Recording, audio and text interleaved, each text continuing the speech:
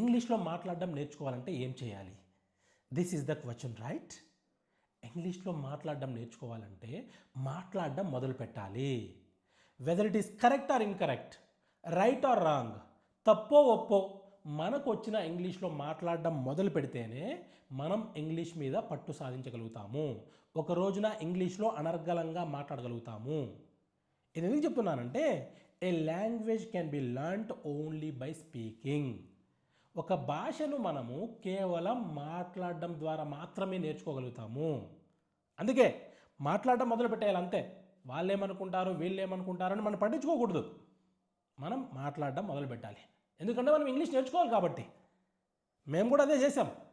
మేము కూడా ఇంగ్లీష్లో మాట్లాడడం మొదలుపెట్టాం.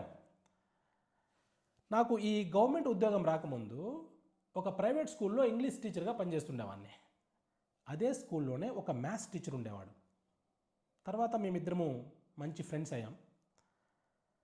మా ఊరు వాళ్ళ ఊరు పక్కపక్కనే, అంటే దగ్గరలోనే అనమాట. అందుకే మేము ఏం చేసేవాళ్ళం అంటే, ప్రతిరోజు బస్సులో స్కూల్కి వెళ్ళి వస్తుండేవాళ్ళం. అంటే వి వర్ కమ్యూటర్స్, అంటే అప్ అండ్ డౌన్ చేస్తారంటారు కదా, అలా అప్ అండ్ డౌన్ చేస్తుండేవాళ్ళం. We use to commute.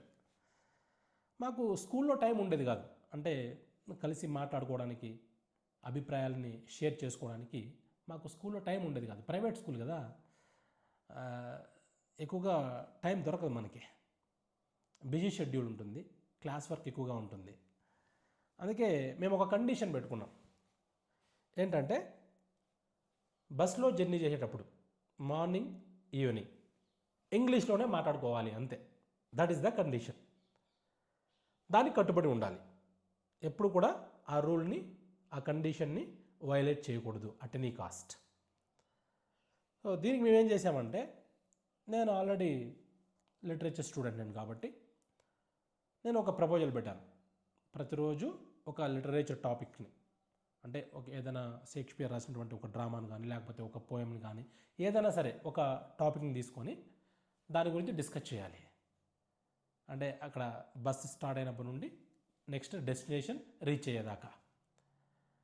అలా ఫస్ట్ నాకు బాగా గుర్తు, షేక్స్పియర్ రాసినటువంటి మ్యాక్బెత్తో స్టార్ట్ చేసాం. అది వండర్ఫుల్ ప్లే అన్నమాట. అది చాలా బాగుంటుంది. It's a tragedy. నాకు బాగా గుర్తు. అలా ప్రతిరోజు ఒక టాపిక్ని బాగా విశ్లేషించడం, దాని గురించి బాగా చర్చించుకోవడం, అంటే ఇంగ్లీష్లోనే, తెలుగులో కాదు. ఇలా చేయడం వల్ల ఏమైందంటే, రోజు రోజు రోజు రోజు మాట్లాడడం వల్ల బస్సులో అందరూ మా వైపు విచిత్రంగా చూస్తుండేవాళ్ళు. కొంతమంది ఎలా చూస్తుండేవాళ్ళంటే, అరే వీళ్ళకే పెద్ద ఇంగ్లీష్ వచ్చలేబ్బా, ఇంకెవరికి రాదు అన్నట్లు చూసేవాళ్ళు. అయినా మేము పట్టించుకునే వాళ్ళం కాదు. ఎందుకంటే మాకు ఒకటే లక్ష్యం, ఏంటి? ఇంగ్లీష్లో మాట్లాడడం నేర్చుకోవాలి. కొంతమంది బాగా ఎంకరేజింగ్గా చూసేవాళ్ళు. సో మిక్స్డ్ అప్ పీపుల్ ఉంటారు సొసైటీలో, మిక్చర్ ఆఫ్ పీపుల్ ఉంటారు కదా. మనల్ని ఎంకరేజ్ చేసేవాళ్ళు ఉంటారు, డిస్కరేజ్ చేసేవాళ్ళు ఉంటారు, మనల్ని కొంచెం తాస్కరంగా చూసేవాళ్ళు ఉంటారు, అంటే ఎగతాళిగా చూసేవాళ్ళు ఉంటారు. రకరకాల వ్యక్తులు ఉంటారు. వీళ్ళందరినీ పట్టించుకుంటే మనం ఎప్పుడు కూడా మన డెస్టినేషన్ మనం రీచ్ అవ్వలేం. అంటే మనం అనుకున్నటువంటి లక్ష్యాన్ని మనం చేరుకోలేం. ఇక లక్ష్యం ఏంటి? ఇంగ్లీష్లో మాట్లాడాలి. ఇలా మేమిద్దరం ఇంగ్లీష్లో మాట్లాడడం మొదలుపెట్టిన తర్వాత, అతను మ్యాథ్స్ టీచర్ అయినా సరే ఇంగ్లీష్ మీద బాగా ఇంట్రెస్ట్ వచ్చేసింది. తనకి బాగా ఇంట్రెస్ట్ వచ్చేసింది. అతను ప్రతిరోజు ఎవ్రీడే రెజ్యూనేటెడ్గా ఉండేవాడు ఇంగ్లీష్లో మాట్లాడేటప్పుడు. దీనివల్ల ఏమైంది? మాకు వొకాబులరీ బాగా పెరిగిపోయింది. ఎందుకంటే అతనికి వచ్చిన విషయాలు అతను చెప్పేవాడు. సో నాకు తెలిసినటువంటి అభిప్రాయాలను నేను షేర్ చేసుకునేవాడిని ఆ పర్టికులర్ టాపిక్ గురించి. దాన్ని బాగా క్షుణ్ణంగా విశ్లేషించేవాళ్ళం. ఇలా ప్రతిరోజు వొకాబులరీని బాగా డెవలప్ చేసుకున్నాం. కమ్యూనికేషన్ బాగా డెవలప్ అయింది. మా కాన్ఫిడెన్స్ పెరిగిపోయింది. ఆ స్కూల్లో మేము వర్క్ చేస్తున్నప్పుడు ఇంకా మా క్లాస్ వర్క్, అంటే క్లాస్లోకి వెళ్ళి టీచ్ చేయడం, ఇంగ్లీష్ మీడియంలో టీచ్ చేయడం చాలా ఈజీ అయిపోయింది మాకు నిజంగా. ఇన్ఫ్యాక్ట్ అసలు ఏమాత్రం కష్టం అనిపించలేదు.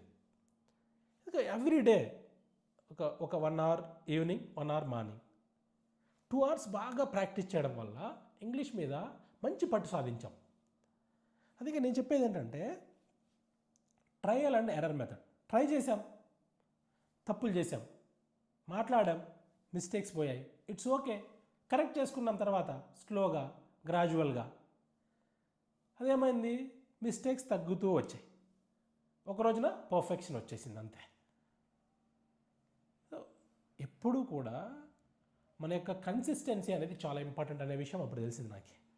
మేము కన్సిస్టెంట్గా ప్రాక్టీస్ చేసాం. నేను తర్వాత డిగ్రీ కాలేజ్ లెక్చరర్ అయ్యాను. అతని గురించి మీకు ఒక విషయం చెప్పాలి. అతను ఏం చేశాడు తెలుసా, తర్వాత మ్యాథ్స్ టీచర్ కదా అతను, ఎంఎస్సి మ్యాథమెటిక్స్, తర్వాత మళ్ళీ ఎంఏ ఇంగ్లీష్ ఎంట్రన్స్ రాసి ఫ్రీ సీట్ తెచ్చుకున్నాడు ఎస్వి యూనివర్సిటీలో. తెచ్చుకొని మళ్ళీ ఎంఏ ఇంగ్లీష్ చేసి తర్వాత నెట్ సెట్ అన్నీ పాస్ అయిపోయి మళ్ళీ పాలిటెక్నిక్ లెక్చరర్గా అయ్యాడు తర్వాత. ఇప్పుడు హీఈస్ గవర్నమెంట్ పాలిటెక్నిక్ లెక్చర్ అనమాట. అర్థం చేసుకోండి, ఆ డిటర్మినేషన్ అనేది మనిషికి ఉండాలి. అందుకే ఎప్పుడూ కూడా గుర్తుపెట్టుకోండి, ఇంగ్లీష్ నేర్చుకోవాలంటే మాట్లాడడం మొదలు పెట్టాలి. చెప్పాం కదా ఇంతకుముందు, whether it is right or wrong, correct or incorrect, తప్పో ఒప్పో మాట్లాడితేనే ఇంగ్లీష్ వస్తుంది. కాబట్టి మాట్లాడడం మొదలు పెట్టండి. I wish you all the very best.